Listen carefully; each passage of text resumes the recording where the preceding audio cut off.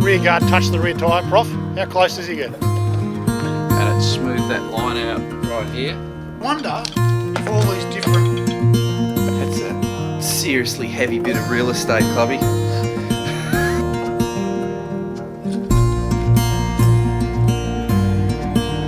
That's better than spending 6 weeks at Jenny Craig. Hi, my name's Dave Darcy and you're watching Motorcycle Adventure Dirt Bike TV. If you're not familiar with the channel, we do three things: motorcycle tests, long form adventure movies and bike builds. And this is our last completed bike build, the Honda CRF Rally.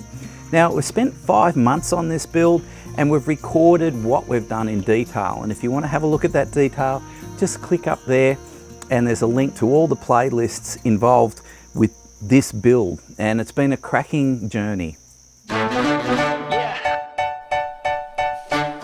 The number one lesson to come out of this bike build is suspension, suspension, suspension.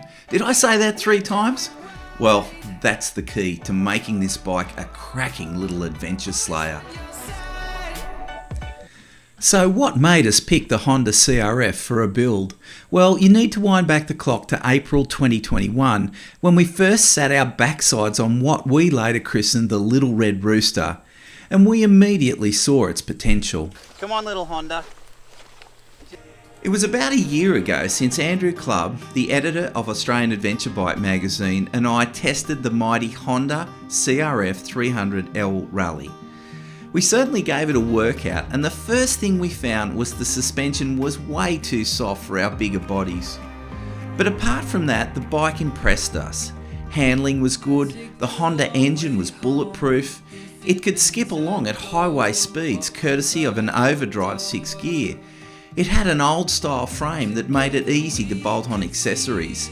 It was comfortable and had a long fuel range. And finally, it was light to throw around. We both longed to do a bike build on this magic little red rooster that we firmly believed would become an adventure dragon slayer. Unbeknown to Clubby, I've been working behind the scenes with Honda Australia to acquire one of these little gems long term with an agreement to be able to build the bike the way we see fit. Well, the bike's arrived, but I'm not going to let on too much to Clubby.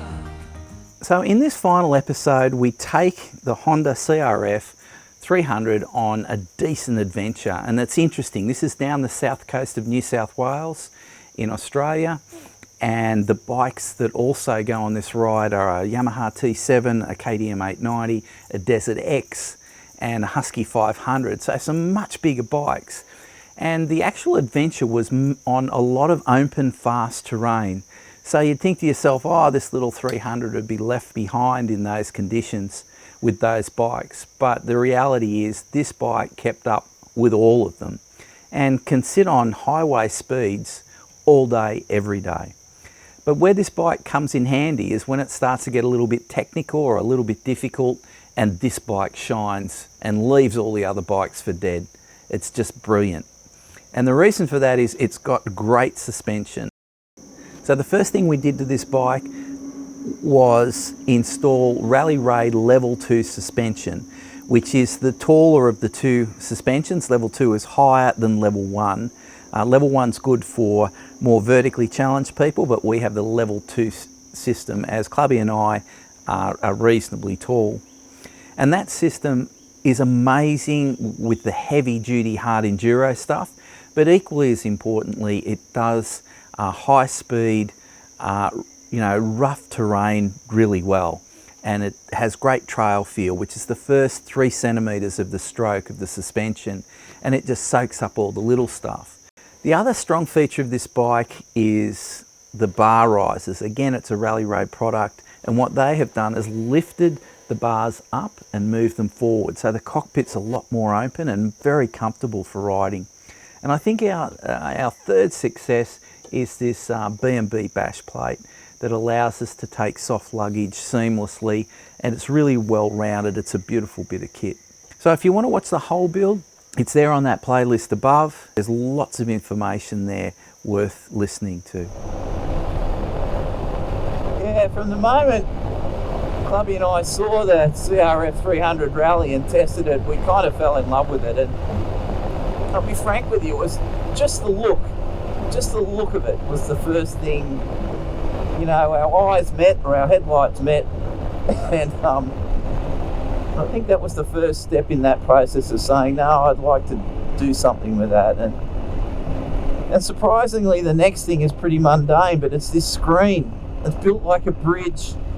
You can mount, you know, some cockpit stuff off there, and it's just so effective. It just keeps the wind off you, so you can, you know, ride along at 110 k's, which it holds, incidentally.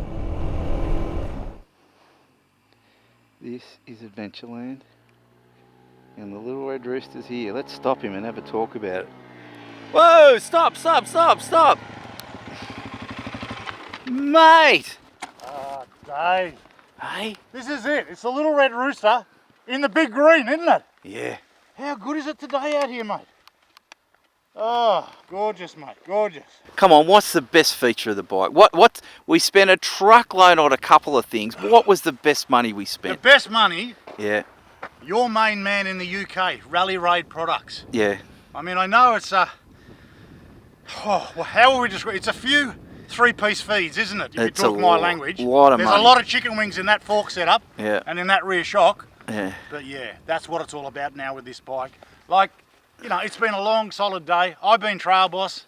I was desperately concerned about holding everybody up, but it's doing the job, isn't it?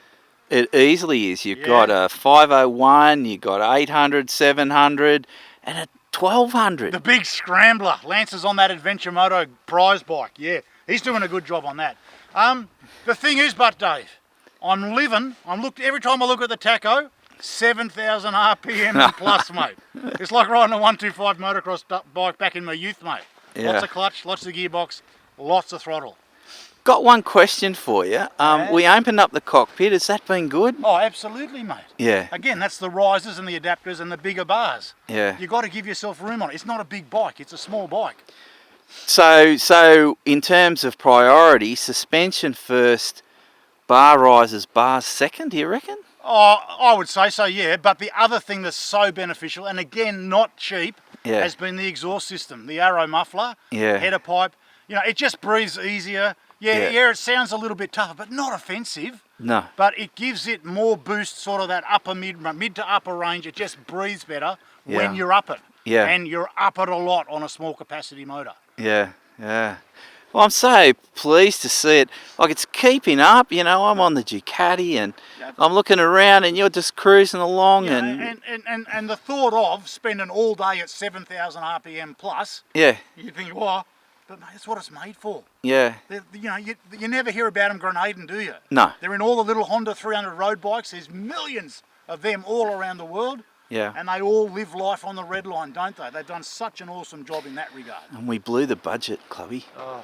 What do we go? When's the truck get here? Yeah, I know. The Armour Guard truck, my security convoy. Yeah, the I bike's know. that expensive now. I worry that someone's going to steal it. Yeah, it's 16,000. Sorry, I didn't hear anything. I Six, only could maybe. hear kookaburras and kangaroos. 16 I and a missed that half thousand No, AU. I still don't want to hear that. No. No. I think we should keep moving, Dave. Looks like All right, yeah, better get your helmet on. All right, the no, that's awesome good. part of the world. Such a good part Yeah, of the world. this is Adventureland. Yeah. There it is. Look at Look that. it. Beautiful. Yeah, perfect. All right, let's get on with it. Righto, let's keep rolling. So the track's starting to get a bit rougher and the big bikes are having to slow down. And I'm doing all right.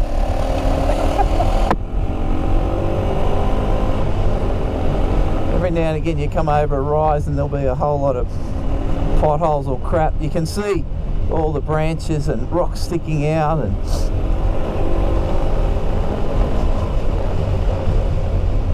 whoa. Yeah, it's when you start getting in this stuff, you know, just a little bit rougher. You know, I can already see the dust of the bigger bikes up front. I've already overtaken a couple. Now, our build has not been the only one. If you look on YouTube, there's stacks of them out there. And one of the ones I came across was on a ride we did not long ago. We called it the Singles Ride. And that was about single cylinder bikes. And one of the guys on that ride was a guy called Mo. Now, his journey in terms of modifying this bike is different to ours, but it's interesting. There's a lot of commonality there. He too, the first thing he did was get the suspension sorted, and he left the engine alone, and that's exactly what we've done. We just left the engine standard. We're quite happy with it. What we did do is put a great Arrow exhaust on it, and that gives it a nice sound, but at the end of the day, the engine is fundamentally standard. So it's worth looking at a bit of footage as Mo goes through some whoops and overtakes me, and I'm following him for a while, and you can see how good that bike is. It's fully laden, and it's ready for camping, it's ready for a 5-day ride, and it's just going flat out hell for leather. He's a good rider, Mo, but in the same breath, the bike is well set up as well. And that shows you the true potential, if you like, for the Honda CRF 300.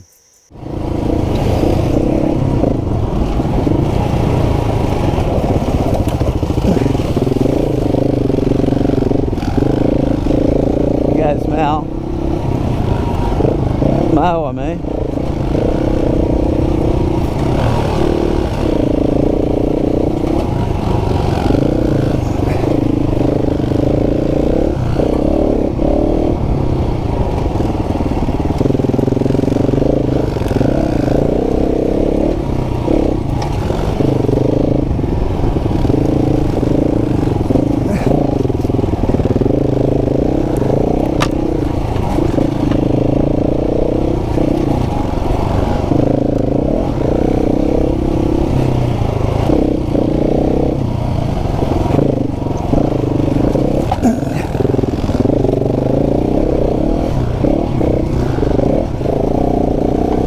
So we had a budget for this build, and let's get it out there. We smashed the budget to bits.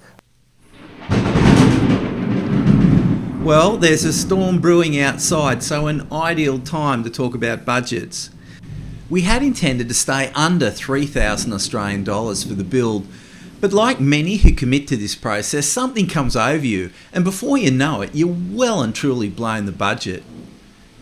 In our case, by nearly $2,400, and that doesn't include the costs of tyres and soft luggage. So if you were buying this bike new on road, it would be around $10,500 in Australia, and our little bundle of accessories would take that to 16 grand. But there is some good news. After our South Coast ride, I came back with the knowledge of taking the bike on a decent adventure, and I pruned my bike build list to those parts that I felt were essentials. And when I did this, the build came in just a little over budget, but with no compromise on the suspension upgrades and the opening up of the cockpit.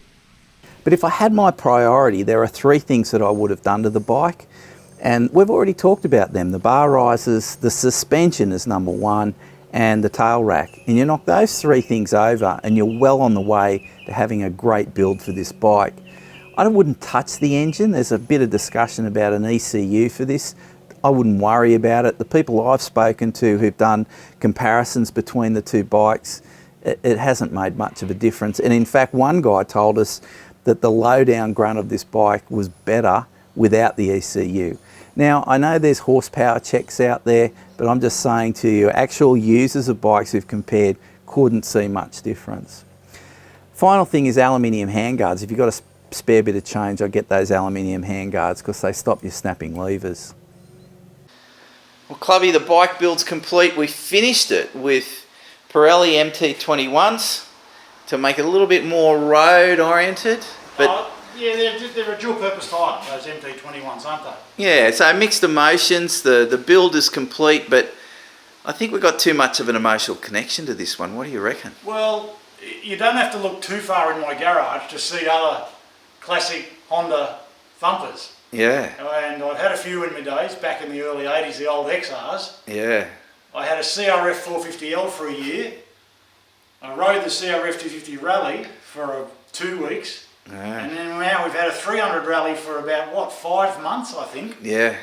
And it's hard to let go of it. I don't think he's going to. I saw the little hearts, they're like pupils from cartoons in his eyes going beep, beep, beep, beep, beep, beep, beep. But So- it's still an awesome little all-round do-it-all adventure bike. And the best thing that we've done, again, we say it again, is the suspension for us, for our size, for our weight, for our speed. And I say it again, and I've said it in the magazine, and I've said it to everyone. I'd get on it tomorrow, ride up that driveway, turn right, and be happy to finish in Perth. Yeah. Like for a small bore, That's a big call, isn't it? And it'll do it. Yeah. It'll do that. Like the WR's gone now. The WRR had that whole little corner of the market. Yeah. It's gone. This is the replacement, mate. This is the next stage up, and it's got another 50 cc's, which is great. Yeah, so it's been a great build, and I guess the key message for me is like I've talked to a number of motorcycle retailers now. They've got people queuing up to buy these, and their availability is still dodgy, isn't it? It's still thin. Like you still hear stories of people that put their money down April 2022, and now we're approaching April 23. Yeah. You know, it's a long wait, isn't it? Yeah. But I think, again, it just emphasises what I said. There's nothing else directly competitive in the market, is there? Yeah, no, with this nothing. level of off-road performance. Yeah. Or potential off-road performance. So it's funny, I think the Red Rooster is going to be a long term, probably a lifer. Oh, I think lifer is a bold statement, Dave, but I can certainly see it staying Lingering. Under the dust cover with the other old XRs, mate, the old Honda Thumpers, eh? Yeah. I am partial, but I still say, Dave, why don't they make a 500, 550, 600? Oh God, don't get me started on that again. It's the unicorn. Don't get us started, mate. Don't get us started.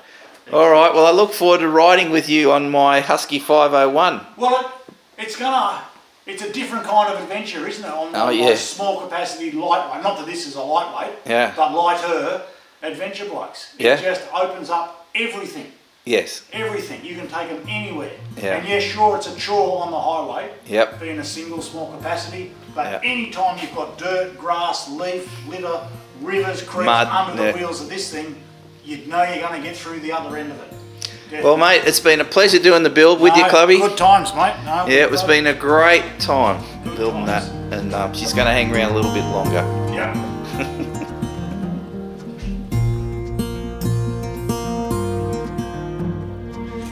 Well, the Mighty Red Rooster build is over and done with. Thanks for watching. Our next build is the 2023 Husqvarna Heritage 501, and that gets underway very shortly, and I can't wait for that. This year's going to be a cracker on Mad TV. We're lining up some great rides, and there are a stack of new bikes to test. If you like what we do, subscribe, and better yet, press that membership button to see what membership brings at Mad TV. Now, we couldn't leave without seeing the Trail Boss attempt to hide dropping the Red Rooster, and we need to talk about sponsorship. Red Rooster down. Red Rooster down, Dave. Red Rooster's down. Mayday. He's pulling up his pants over there. Clubby, eject. There's some evidence here that there's a scratch on our Polysport guards again. Look at this. Yeah, I think one. Did you see the wildlife here, Dave? It's really interesting. Like if you're real quiet, you'll hear bellbirds. Right, where did you go down exactly? Up in there? Well, that's my skid mark over there on the left. I did come in just a little hot. Hang on. A little hot. Just a little hot. It went on for a while, I will say. Oh, I know why that is. You had the ABS on. I don't think so, but it was pulsing, yeah. Yes, you've got the ABS on the rear. Yeah. So chaps, this is what happens when you put the ABS on the rear. Yeah. You keep going straight. I only needed 6 more inches and I would have kept it up, mate. I got right down to that green foliage there and finally just had to let it go down. Anyway, could have been worse, Dave. Could have been Hang on, worse. let's have a look at our Polysport handguards. Oh, they did it. It was a soft landing over here, mate, in this stuff. In this Look stuff. at all the leaf litter I chose to land on. God, you're like one of those brush turkeys. I'll give the old Coyote a rap, mate. It's taken the hit. Hey, the Coyote's done its job. Oh, I didn't even break the mirror. I don't know It how was you a gentle lie down. A gentle lie down, he says. Well, look at that skid. Your poo-poo valve would have been going. No, but you know when you think you're going to get it, you're going to get it, and then no, I'm going to start thinking of the eject button. I think you need to press this button here, ABS off. Well, it's in, it's tucked in. No, it doesn't work like, you got to keep pressing it. Trail boss down, trail boss down. That's pretty much what I did. That's exactly what I did. Because I got further around the corner because I got split down the road. If you hit those marbles on and off camber and there's just very little recovery, you know? No, absolutely. Well, they're a bit bigger than marbles, I think. Yeah, they are. The final point I want to make is sponsorship, and I want to be open and transparent about that. So we reach out to manufacturers and retailers that sell the parts that we want, and then we accept those parts free of charge in form of a sponsorship. So everything you see on the bike, every modification we've made is in fact being provided to us free of charge, and we have recorded those details in the description box that you'll see in the YouTube video if you want to have a look in the description to get the full details. And it's good to know where those parts are available.